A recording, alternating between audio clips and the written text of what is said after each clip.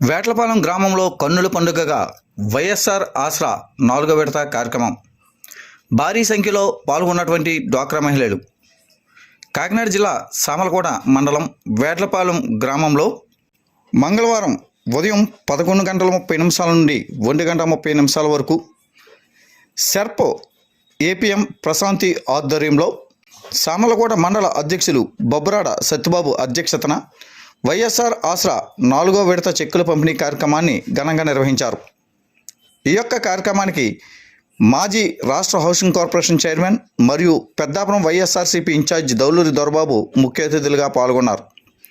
ఈ సందర్భంగా ఆయన మాట్లాడుతూ డ్వాక్రా మహిళలకు ఆసరా అనే పదం డ్వాక్రా మహిళలకు చంద్రబాబు నాయుడు చేసిన మోసం నుండి పుట్టిందని, మహిళల సంక్షేమం కొరకు అనేక పథకాలను చేపట్టినటువంటి సీఎం జగన్మోహన్ రెడ్డి మరోసారి మీకు సేవలు అందించేలా మేనిఫెస్టోను రూపొందించడం జరుగుతుందని అన్నారు. స్థానికుడైన నాకు ఒక అవకాశాన్ని కల్పిస్తే చిరస్థాయిగా ప్రజల గుండెల్లో సుస్థిర స్థానాన్ని సంపాదించుకుంటానని అన్నారు. అనంతరం డ్వాక్రా మహిళలకు 12,30,00,000 రూపాయల విలువ గల నమూనా చెక్కును అందజేశారు. ఈ యొక్క కార్యక్రమంలో Peddapuram municipal vice chairperson Nekkani Saiprasad, YCP గ్రామ నాయకులు ఎలిశెట్టి నరేష్, తలారి దొరబాబు, చిల్లి వెంకటలక్ష్మి, వల్లూరి పెద్ద, ఇతర వైసీపీ నాయకులు, అధిక సంఖ్యలో డ్వాక్రా మహిళలు, డ్వాక్రా యానిమేటర్లు పాల్గొన్నారు.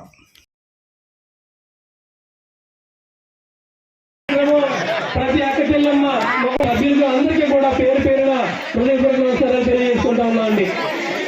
ఈ కార్యక్రమం తర్వాత గజమాలతో గౌరవ ధర్మాన్ని సన్మానించుకోవడం జరుగుతూ ఉంటుంది. ధన్యవాదాలండి.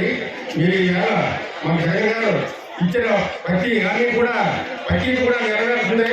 అందుచేత మీరు ఓటేసి నెక్కిస్తారని మిమ్మల్ని అందరినీ కోరుకుంటూ సెలవు చేసుకుంటున్నాము. సూర్య గారిని అభినందన తెలియజేసుకుంటూ మా పార్టీ ఈరోజు ప్రజలందరికీ వచ్చిన డ్వాక్రా అందరూ ఉదయ దినోత్సవంలో ఈరోజు 4వ డ్వాక్రా మనం ఇస్తున్నాము.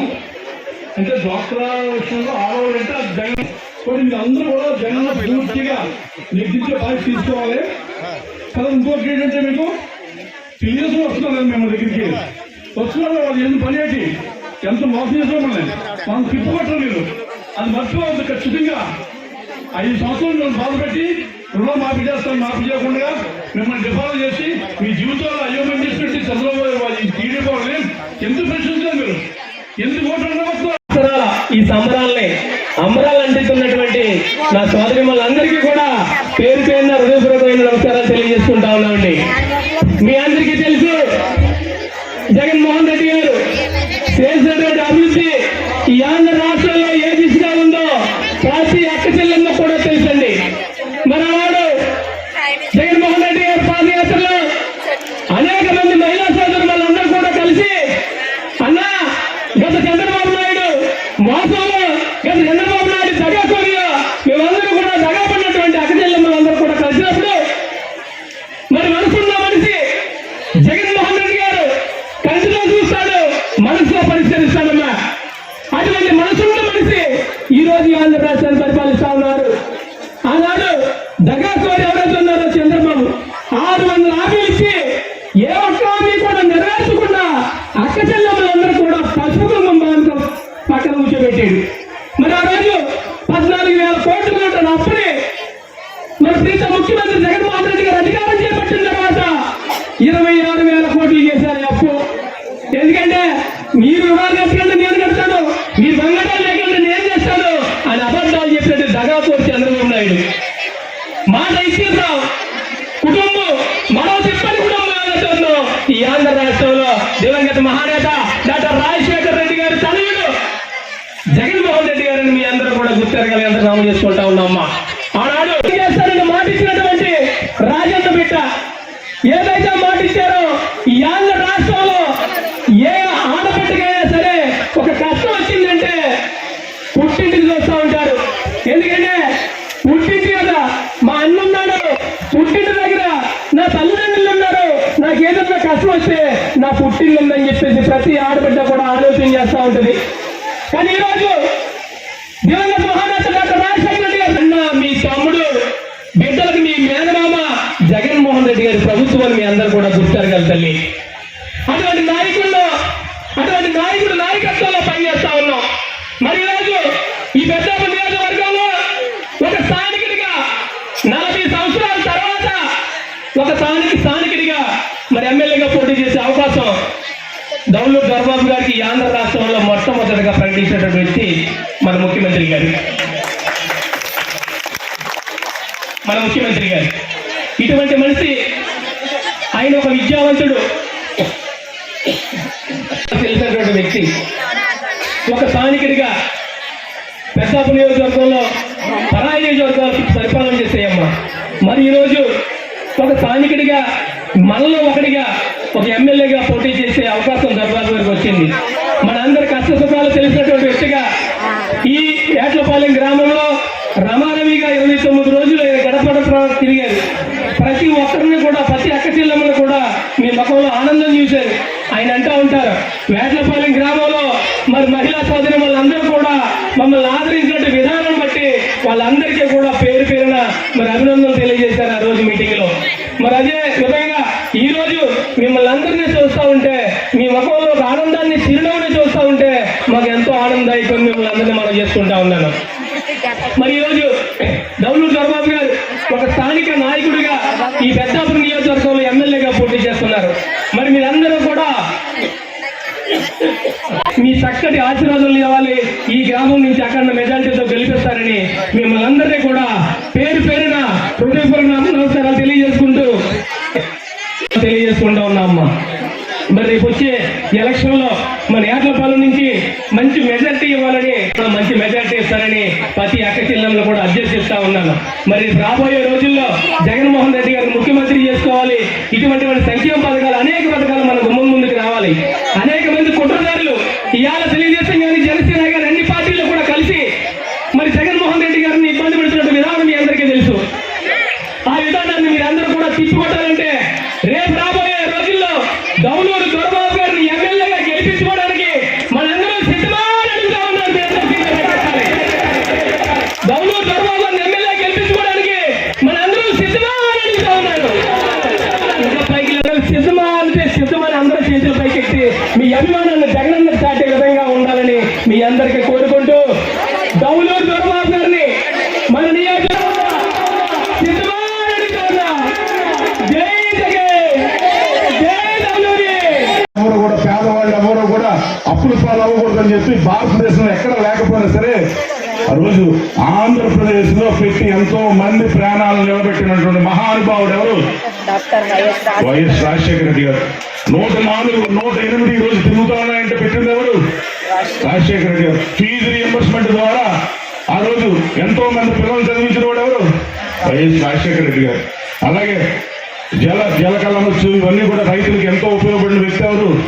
రాజశేఖర రెడ్డి గారు. అదే ఇందాక అడిగా, 14 సంవత్సరాలు 3 సార్లు ముఖ్యమంత్రి చేశాడు. మళ్ళా వస్తా ఉన్నాడు. వచ్చేయమంటున్నాడు, నాకు ఒక అవకాశం ఇవ్వండి అంటారు. ఎవరికి ఇస్తారు అవకాశం? ఎవరికైనా. నేను 2004 నుంచి ప్రయత్నం చేస్తా ఉన్నా. ఈ రోజు మీ అందరి ఆదరాభిమానంతో, జగన్మోహన్ రెడ్డి గారి ఆశీస్సులతో, దేవుని ఆశీస్సులతో ఈ రోజు పెద్దాపురం నియోజకవర్గానికి శాసనసభ్యులుగా పోటీ చేసే అవకాశం వచ్చింది. నాలాంటి వచ్చి, అమ్మా 20 సంవత్సరాల నుంచి ప్రయత్నం చేస్తున్నా, నాకు ఒక అవకాశం వచ్చింది, ఆశీర్వదించండి అంటే అర్థం ఉంటుంది. 3 సార్లు ముఖ్యమంత్రి చేశాం. 14 సంవత్సరాలు ముఖ్యమంత్రి చేసి ఎవరికి కూడా ఒక పైసా ఉపయోగం లేకుండా మరలా వచ్చి నేను అది చేస్తాను, ఇది చేస్తానంటే ఏమైనా నమ్ముతామమ్మా? అది కూడా మీరు ఆలోచించండి. ఎందుకంటే మన ఇంట్లో పిల్లల్ని ఎవరికైనా ఇవ్వాలంటే 7 తరాలు చూస్తామో చూడవా? 7 తరాలు చూస్తాం. మరి అలాంటప్పుడు ఈరోజు శాసనసభ్యులు అవ్వచ్చు, ఎంపీ అవ్వచ్చు, లేకపోతే ముఖ్యమంత్రి ఎవరో ఒకసారి ఆలోచించి మీ ఓటు వేయమని మిమ్మల్ని అందరం, మాకేమని మేము అట్లా ఎవరు పదన ఉపయోగం ఉంటుందో ఒకసారి ఆలోచించమని మిమ్మల్ని అందరిని అడుగుతా ఉన్నా. ఎందుకంటే ఇప్పుడు వరకు చేయలే. మళ్ళీ ఇప్పుడు ఏమంటున్నాడు? 3 గ్యాస్ సిలిండర్ ఫ్రీ అంటాడు కదా.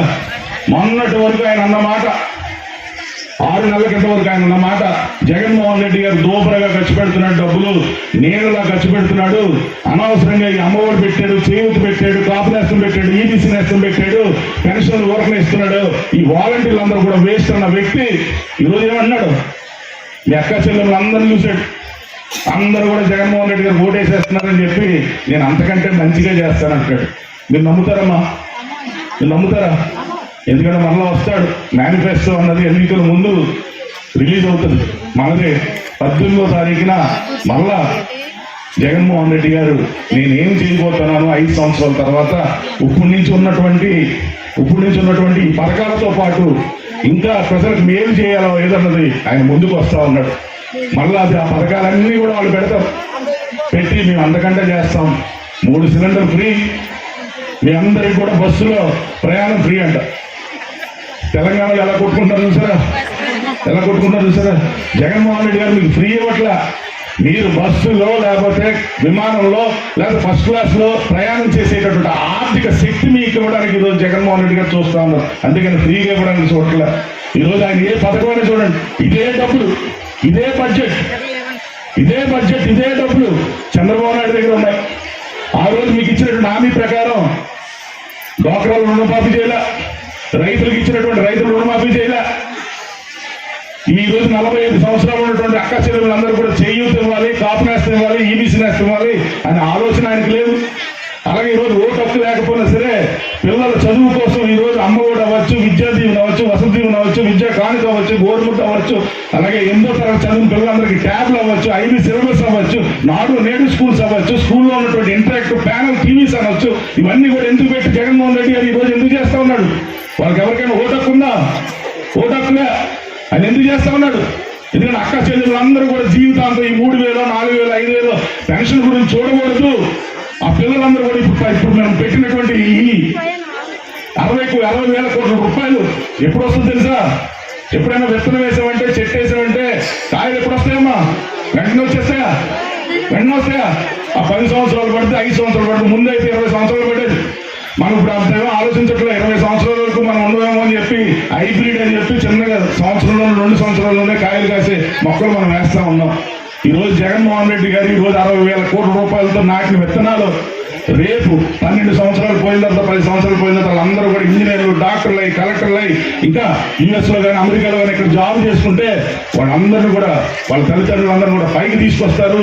వాళ్ళు ఏమి కూడా ఈ చేయూత కోసం లేకపోతే ఈ మనం ఇచ్చే పెన్షన్ కోసం 1వ తారీఖు గురించే ఎదురు చూసే అవకాశం ఉండకూడదని ఈ రోజు జగన్మోహన్ రెడ్డి గారు వ్యవస్థను మార్చడానికి ఈ రోజు ప్రయత్నం చేస్తా ఉన్నాడు. ఎప్పుడైనా సరే చంద్రబాబు నాయుడు 1 రూపాయి పిల్లల కోసం ఖర్చు పెట్టాడా?